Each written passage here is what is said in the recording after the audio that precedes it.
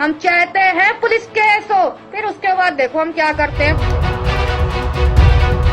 नमस्कार, आप देख रहे हैं वीके न्यूज और मैं देशटर उपाध्याय। यूट्यूब चैनल बनाकर हिंदू देवी देवताओं के खिलाफ नफरती जहर उगलने वाली मुस्लिम कट्टरपंथी महिला हीर खान और परी खान को प्रयागराज की पुलिस ने 24 घंटे के भीतर उसे धर दबोचा।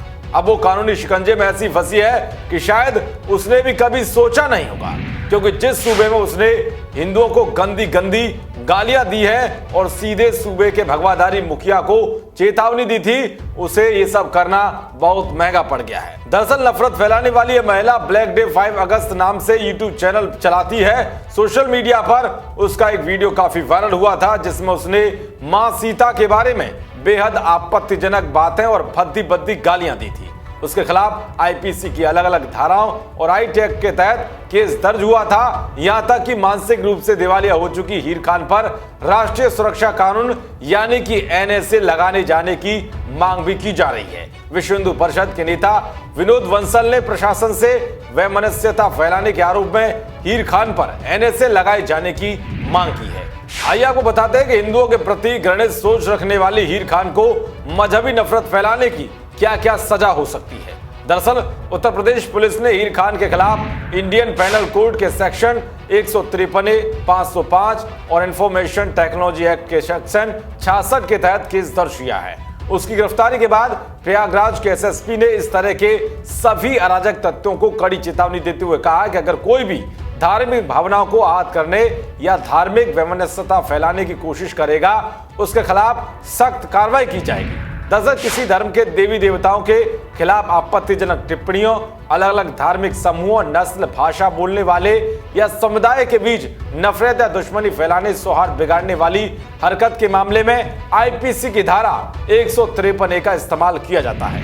वीडियो में हीर खान ने मां सीता के बारे में बहुत ही आपत्तिजनक और घिनौने गालियों का इस्तेमाल किया था।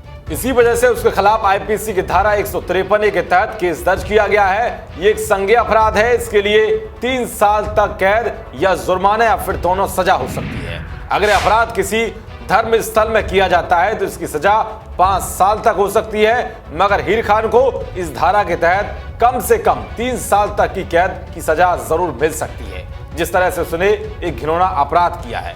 नकाब बांधकर हिंदुओं के खिलाफ जहर उगलने वाली कायर हीर खान के खिलाफ आईपीसी की जिस एक और धारा के तहत केस दर्ज हुआ है वो धारा है 505। ये धारा तब लगती है जब किसी वर्ग या समुदाय का कोई व्यक्ति किसी अन्य वर्ग या समुदाय के खिलाफ कोई अपराध करता है, जब आरोपी का मकसद किसी वर्ग या समुदाय को भड़काना होता है। इसके अलावा धर्म, नस्ल, जन्म स्थान, आवास, भाषा, जाति या समुदाय के आधार पर अलग अलग वर्गों के बीच शत्रुता, नफरता या फेमिनिस्ट फैलाने वाले बयान देने, प्रकाशित करने या फैलाने पर भी इस धारा का इस्तेमाल होता है। सोशल मीडिया साइट्स पर जानबूझकर ऐसी पोस्ट या कमेंट करने पर जिसमें झूठी बातें, अफवाह हो और वो किसी की भावनाओं को भड़काने वाली हो, इस धारा का इस्तेमाल किया जाता है। वायरल वीडियो में हीर खान सीधे सीधे देवी सीता के खिलाफ बेहद भद्दी भद्दी गालियों का इस्तेमाल करते हुए दिखाई देती रही है। यही वजह है कि उसके खिलाफ आईपीसी की धारा 505 भी लगाई गई है। इस धारा के तहत दोषी को 3 साल तक कैद या जुर्माना या फिर दोनों सजाएं हो सकती हैं। इंटरनेट के जरिए किए गए अपराध के मामले में इंफॉर्मेशन टेक्नोलॉजी एक्ट की धारा 66 का इस्तेमाल होता है। इसमें दोषी पाए जाने पर 3 साल तक की कैद या 5 लाख रुपए तक जुर्माना या दोनों सजाएं हो सकती हैं।